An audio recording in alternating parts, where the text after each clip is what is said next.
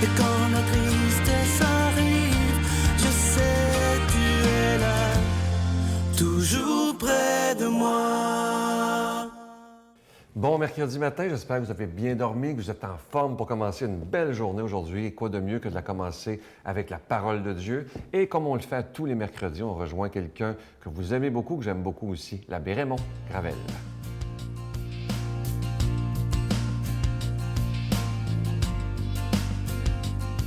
Bonjour. Aujourd'hui, je vais vous raconter une parabole encore, la parabole du bouc émissaire. On raconte qu'il était une fois 10 paysans qui se rendaient ensemble à leur champ. Chemin faisant, ils furent surpris par une violente tempête qui dévastait tout. Courant sous les éclairs et les rafales de grêle, les 10 hommes se réfugièrent dans une vieille église en ruine qui était abandonnée. Le grondement du tonnerre devint de plus en plus assourdissant et les éclairs exécutaient une danse effrayante au-dessus du pinacle de l'église. Terrorisés, les paysans se dirent entre eux, « Il doit y avoir quelqu'un qui est coupable entre nous. » Alors, on va mettre chacun nos chapeaux de paille à l'extérieur de l'église et le premier chapeau de paille qui va partir au vent, ça veut dire que c'est la personne qui est coupable, c'est le bouc émissaire bien sûr, et on va le mettre dehors de l'église pour sauver tous les autres.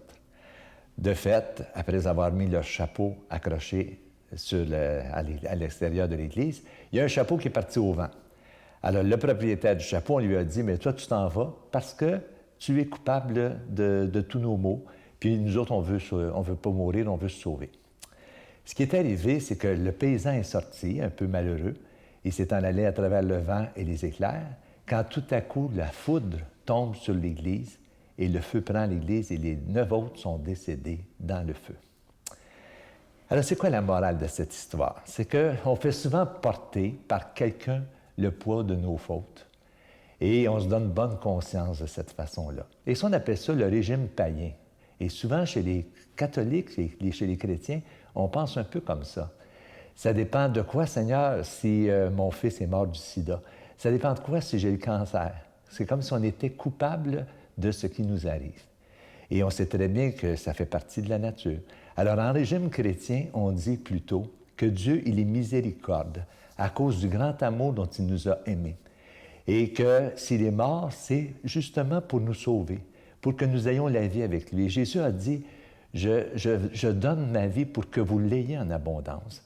Alors, les boucs émissaires, ça ne devrait pas exister en régime chrétien. On devrait plutôt faire alliance avec tous les humains qui nous entourent, avec leur force, leur talent, mais aussi avec leur fragilité. Et je pense que si nous sommes sauvés, c'est par grâce et non pas pour nos mérites. Et c'est pourquoi le salut est gratuit et on n'a pas à en tirer bénéfice.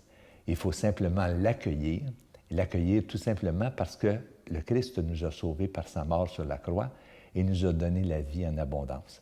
Et c'est pourquoi les boucs émissaires, là, il faudrait laisser ça en régime païen, c'est pas en régime chrétien. On n'a pas à faire porter nos fautes par les autres. Alors, bonne journée. Notre Père qui es aux cieux, que ton nom soit sanctifié, que ton règne vienne, que ta volonté soit faite sur la terre comme au ciel. Donne-nous aujourd'hui notre pain de ce jour. Pardonne-nous nos offenses, comme nous pardonnons aussi à ceux qui nous ont offensés. Et ne nous soumets pas à la tentation, mais délivre-nous du mal, car c'est à toi qu'appartiennent le règne, la puissance et la gloire, pour les siècles des siècles. Amen. Je suis tellement content de vous présenter ce beau cadeau. Ça fait des mois que je voulais vous le présenter. On l'avait en main, mais je me suis dit, j'ai hâte de le présenter au public. Je savais que vous aimeriez cette idée-là. Il s'agit d'une exclusivité pour la victoire de l'amour. Vous le trouverez nulle part ailleurs. Il s'agit du bracelet de la prière de la sérénité. Imaginez être capable de porter ce bracelet qui ne ternira jamais. Vous avez ma parole, vous le voyez à l'écran. Et on voit bien ce qui est écrit dessus. C'est ça qui est beau. C'est la prière complète de la prière de la sérénité. Je vous rappelle que ce bracelet est déjà béni et vous le recevrez avec un don de 25 $. Et si vous en voulez deux, parce que ça se donne tellement bien en cadeau, avec un don de 40 $. Je vous rappelle que lorsque vous faites un don, ça nous permet de continuer à produire et diffuser les émissions depuis plus de 18 ans, imaginez, à la télévision, par Internet, avec Facebook.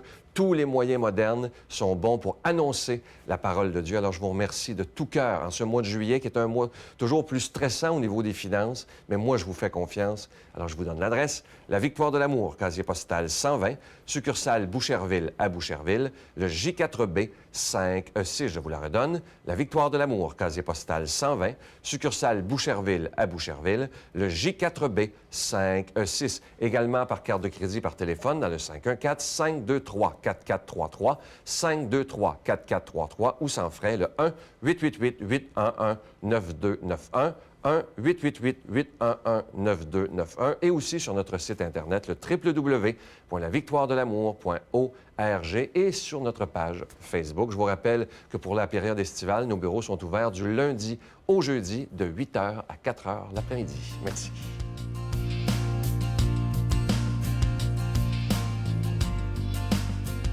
Mon Dieu, donnez-moi la sérénité d'accepter les choses que je ne peux changer, le courage de changer les choses que je peux et la sagesse d'en connaître la différence.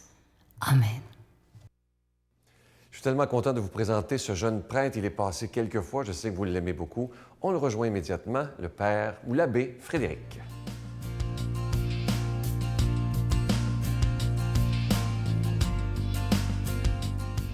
Salut la jeunesse. Évangile selon saint Jean. L'un des 12, Thomas, dont le nom signifie jumeau, n'était pas avec les disciples quand Jésus était venu. Les autres lui disaient « Nous avons vu le Seigneur ». Mais il leur déclara « Si je ne vois pas dans ses mains la marque des clous, si je ne mets pas mon doigt à l'endroit des clous, si je ne mets pas la main dans son côté, non, je n'y croirai pas. » 8 jours plus tard, les disciples se trouvaient de nouveau dans la maison et Thomas était avec eux. Jésus vient alors que les portes étaient verrouillées et il était là au milieu d'eux. Il dit « La paix soit avec vous. » Puis il dit à Thomas « Avance ton doigt ici et vois mes mains, avance ta main et mets-la dans mon côté. Cesse d'être incrédule, sois croyant. » Thomas lui dit alors « Mon Seigneur et mon Dieu. » Jésus lui dit « Parce que tu m'as vu, tu crois. Heureux ceux qui croient sans avoir vu. » Le Seigneur nous invite, tel l'apôtre Thomas, à croire sans avoir vu, sans voir. Mais de quoi s'agit-il quand on parle de la foi ? Je pourrais partager comme en 3 dimensions, 3 aspects de la foi que nous avons chacun à découvrir et à approfondir. Alors tout d'abord, bien sûr, il y a l'aspect de la foi, l'aspect connaissance, l'aspect savoir. Deuxième étape peut-être aussi, c'est l'aspect savoir-être et puis un savoir-faire. Et voyons voir, peut-être parfois une de ces 3 dimensions peut avoir des lacunes ou a besoin d'être approfondie dans chacune de nos existences. Alors, le premier, le savoir, on le comprend bien, et comme saint Paul le dit, c'est que la foi naît de la prédication. Si on ne le sait pas, si personne ne nous le dit, on ne peut pas croire, on ne peut pas savoir que Dieu nous aime infiniment. On ne peut pas savoir que Dieu nous sauve. Et d'ailleurs, on a besoin d'approfondir, il faut retenir, notre intelligence est au service du cœur. On a besoin d'approfondir notre compréhension du mystère pour mieux le vivre. Par exemple, si je ne sais pas que Dieu est Père, qu'on est tous frères et sœurs, je ne vais pas apprendre à vivre comme avec des frères et des sœurs. Si je ne sais pas que Jésus a livré sa vie, comme Thomas en fait l'expérience dans cet évangile, et il est ressuscité pour pardonner les péchés. C'est la première chose qu'il dira à ses apôtres, « Remettez les péchés ». Il souffle sur eux, il dit « Recevez l'Esprit Saint, pardonnez ». Mais si je ne le sais pas, je ne vais pas vivre comme un enfant pardonné, libéré. Je vais me couper d'une grâce.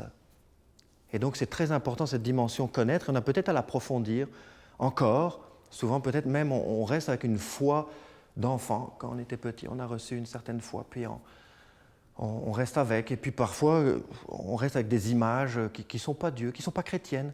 Alors parfois, on peut se approfondir et peut-être aller voir des textes de référence, que ce soit le catéchisme, etc., pour voir, mais est-ce que je comprends bien ? Donc première dimension très importante. Deuxième dimension, savoir-être, ça veut dire si je comprends bien, ça va transformer ma façon d'être. Je vais avoir un savoir-être, c'est-à-dire c'est cet amour que je contemple, parce que la foi, ce n'est pas une idée. C'est le frère Marido qui disait ça, Marie-Dominique Philippe. Et la foi, ce n'est pas une idée, c'est un amour à contempler. Et si je le contemple, si je suis en rapport avec, dans une relation intime, avec cet amour, il me transforme. Il me transforme, je ne suis plus le même. Il y a comme un savoir-être, cette miséricorde dont j'ai fait l'expérience, je vais être miséricordieux avec les autres. Savoir-être. Et le troisième, un savoir-faire, c'est que on va comprendre, on va réagir que de plus en plus, cette foi transforme toute ma vie, mais même mes actes. Comme saint Jacques dit, c'est une foi qui n'agit pas, c'est une foi morte. Et notre foi nous transforme tout entier, même dans notre agir. Et nous devenons des témoins, comme Jésus le demande à chacun de ses apôtres et de ses disciples, d'annoncer la bonne nouvelle, d'aller faire des disciples, d'apprendre à recevoir cet amour, à contempler cet amour, à le recevoir et puis à le retransmettre. Eh bien, grandissons dans cet accueil de l'amour de Dieu pour pouvoir le partager.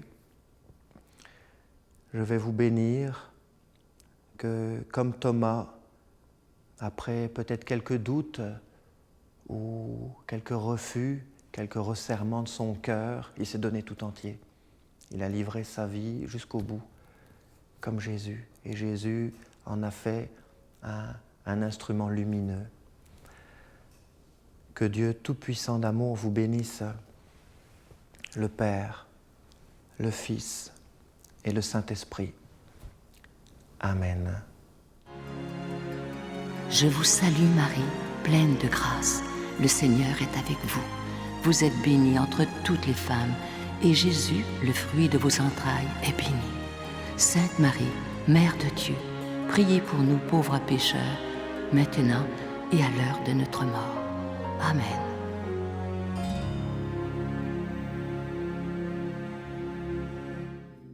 La retraite du printemps étant déjà complète, nous vous invitons à la grande supplémentaire de cet automne qui aura lieu les 4, 5 et 6 octobre prochains à l'hôtel Le Dauphin à Drummondville. Sous le thème « Si tu savais le don de Dieu », venez vivre des moments inoubliables en compagnie de l'abbé Robert Jolicoeur, l'abbé Robert Lemire, Dolly Dimitro, Sylvain Charon et Miguel Padilla. Réservez rapidement avec Voyage Intermission 514-288-6077 ou sans frais 1-800-465-3255. Venez vivre une fin de semaine exceptionnelle, remplie d'amour, de joie et de paix. Ce matin, je vais prendre le temps de répondre à Rosange qui vient du lac Mégantic. Et si je réponds, je lui ai déjà répondu par écrit, mais je veux vous répondre aussi parce que c'est une question qui est souvent posée. Les gens se disent, qu'est-ce qui se passe au décès lorsque quelqu'un se suicide ou si un enfant vient au monde et qui n'est pas baptisé et qui décède? Écoutez, Dieu qui est un papa, un père. Imaginez premièrement pour le cas du suicide, malheureusement, on ne souhaite pas ça à personne, mais une personne qui est suicidaire ne veut pas vraiment mourir, mais veut arrêter de souffrir. Et si malheureusement le geste est fait, je pense que Dieu, comme un bon papa, a vu la souffrance et fait simplement prendre son enfant dans ses bras en disant « Bienvenue à la maison ». Même chose pour un enfant qui n'a pas eu le privilège d'être baptisé. Je pense que c'est clair pour moi que Dieu l'accueille dans son paradis parce qu'on est tous ses enfants, peu importe la religion que nous sommes. À demain. L'idée m'est venue. Pourquoi pas être prêtre?